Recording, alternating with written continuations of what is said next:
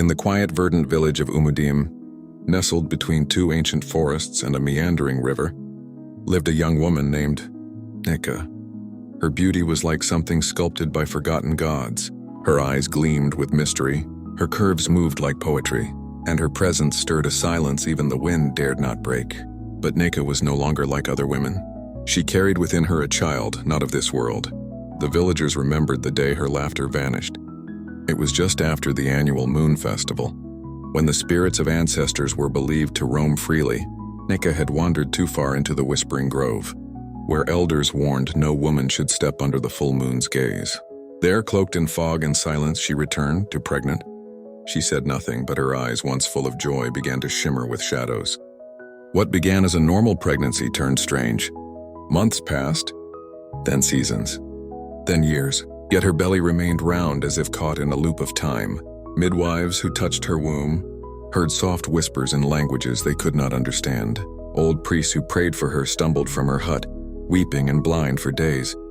But it wasn't just the cursed pregnancy that haunted Umudim. Something more sinister had begun.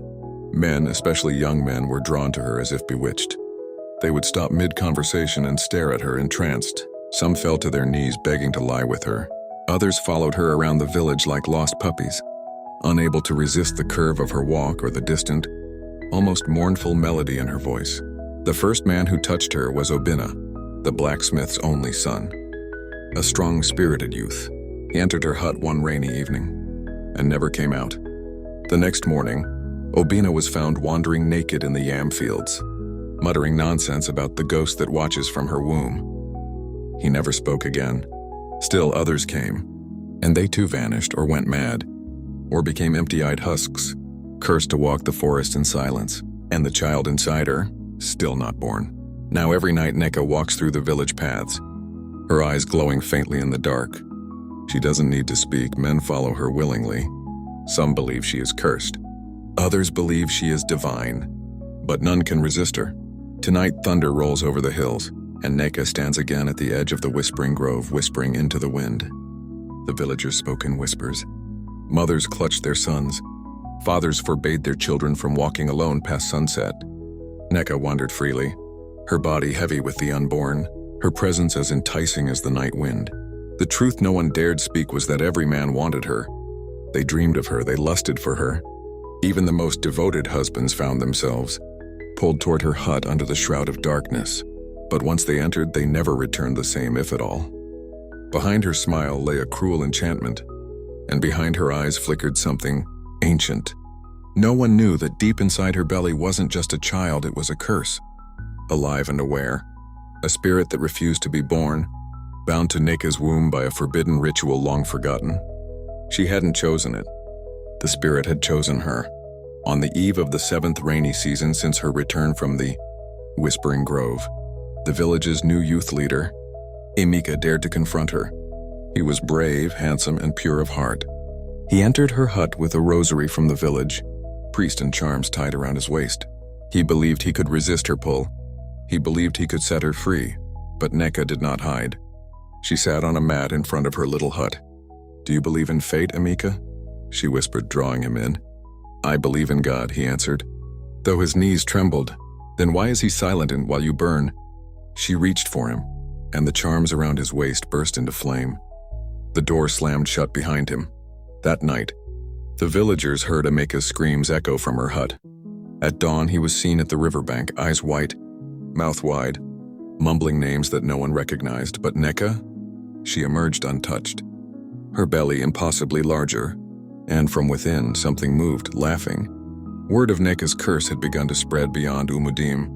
Traders spoke of her at river docks. Drummers sang her name in dark riddles. One story claimed her unborn child was the ghost of a betrayed deity. Another said she had once been a priestess, now possessed.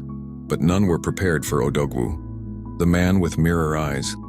He arrived in Umudim during the Harmattan, with skin like polished coal and eyes that reflected the souls of those who dared look into them. He wore no shirt, only long red beads and charms crafted from owl bones and lion teeth. They said he came from Enso Ani, the Forbidden Hills, where the dead walked at noon. Odogwu had one goal: end the curse or claim it. He approached Nneka not with lust but with curiosity and a grin too calm for a man of flesh. That night, lightning fractured the sky. Nneka waited for him in the forest clearing behind her hut. Her hair blew wildly in the wind, her eyes glowed faintly, and her belly pulsed like a drum. "You're not like the others," she said, voice like smoke. "Because I am already dead inside," he replied. "Then you may be the father I never chose." She moved toward him seductively and dangerously, but Odogwu did not flinch. He opened his satchel and revealed a black mirror crafted from volcanic glass and wrapped in sacred cloth. "Look into it, Nneka," he whispered. "Let your child see its face." Her smile faltered, the ground trembled. Her belly shifted violently. A cry echoed, not from her lips, but from the air around them. And then, something clawed at her womb. From within, as Nneka's eyes met the mirror, a storm surged from within her womb. The black glass cracked just once, and the sound split the air like a spirit's wail. The winds died, the forest fell silent. Then her body lifted slightly from the ground, feet inches above the dirt. Her belly glowed faintly red, and from inside came the sound of a heartbeat. Not hers. Odogwu stepped back, eyes wide for the first time. "It's not a child," he muttered. "It's a prison." The spirit inside Nneka had stirred.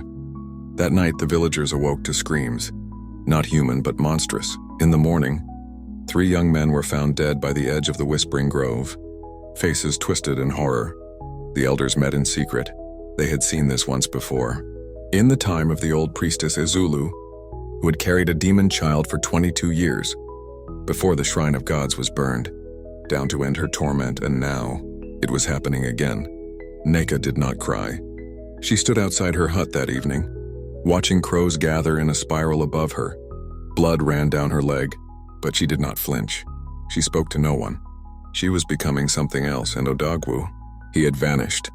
Only the cracked mirror remained on the shrine stone, still warm, still whispering.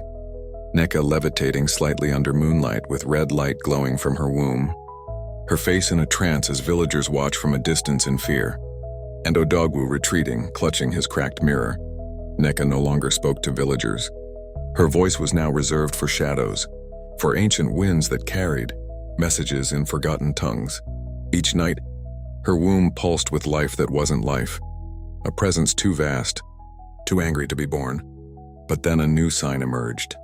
Wherever her feet touched, flowers withered, water turned thick, goats gave birth to stillborns, chickens crowed at midnight.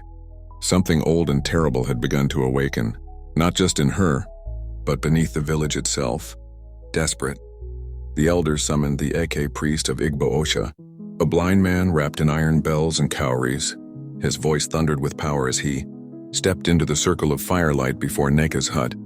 "Your womb is a gate," he said, "and the key was broken the moment you were touched in the grove." He offered her a deal. If she journeyed to the midnight soil, the burial place of the unclean gods, and made a blood offering, she might sever the curse, or at least bind it again for 99 years. But the ritual required another soul to take her place. Nneka smiled darkly. That night she vanished. At dawn, a trail of burnt earth led to the grove. Odogwu's cracked mirror had vanished, too. By dusk, a scream echoed from the forest. It was Amika. He had followed her, still haunted, still possessed by her touch. And now his soul would be the offering. The ritual had begun. The ritual was completed. Blood had soaked the midnight soil. Amika's cries had faded into the thick, soul-drenched mist of the sacred forest. Nneka stood unmoving at the center of the circle, her cloak fluttering as if touched by hands unseen. But the earth did not settle. The wind did not calm. Instead, her womb began to convulse. Not in pain, not in labor, but in laughter. The ghost inside her, ancient and cunning, had tricked them all. It did not want release. It wanted rebirth, not as a spirit, but in flesh. Amika's soul was not a sacrifice. It was an ingredient. The sky turned black as the moon split in two. The villagers, those brave enough to follow the trail, witnessed a blinding red light rise from the grove, piercing the clouds. Then silence. When the dust cleared, the forest was empty. Nneka had vanished. Weeks passed. Then months. Nothing grew where the ritual took place. Birds avoided the trees. The Whispering Grove began to rot from the roots up. And then, on a rainy evening, A child was found at the entrance of Umudim, a girl, naked, smiling, and yes, glowing faintly. No one knew her name, but the moment she stepped into the village, goats fled, wind whispered, and a black mirror reappeared in the shrine. She looked up at the sky and murmured her first word, Mama. The villagers named her Amara, the child who came wrapped in thunderclouds. She bore no umbilical scar, no trace of a mother, but every time her feet touched the soil, it whispered her name. Villagers watched from behind their windows, peering through holes in their raffia curtains. No one dared approach her. Even animals gave her a wide berth, yet she was always smiling. The black mirror sat in the shrine hut, now splintered with a hairline fracture running down its center. Sometimes Amara would sit before it, humming the same melody Nneka once did, a tune that turned the air cold and made shadows tremble. The elders gathered again, and one by one, they confessed dreams, visions of Nneka in a realm of spirits. Her belly still swollen, her eyes hollow. She didn't birth a child, whispered the Eek priest. She split. By the time Amara turned 7, strange events returned. Women in the village began to miscarry, and at night men wandered into the forest, never to be seen again. The child's eyes glowed brighter. She began to speak to trees, and the trees answered. She called herself Daughter of the Unborn. One final attempt was made to cleanse the village. A shrine was built of salt, iron, and holy feathers. Amara was brought inside. The black mirror was shattered. But as the last shard cracked, every torch in Umudim extinguished at once. And when they returned to the shrine, Amara was gone. In her place was a note written in blood.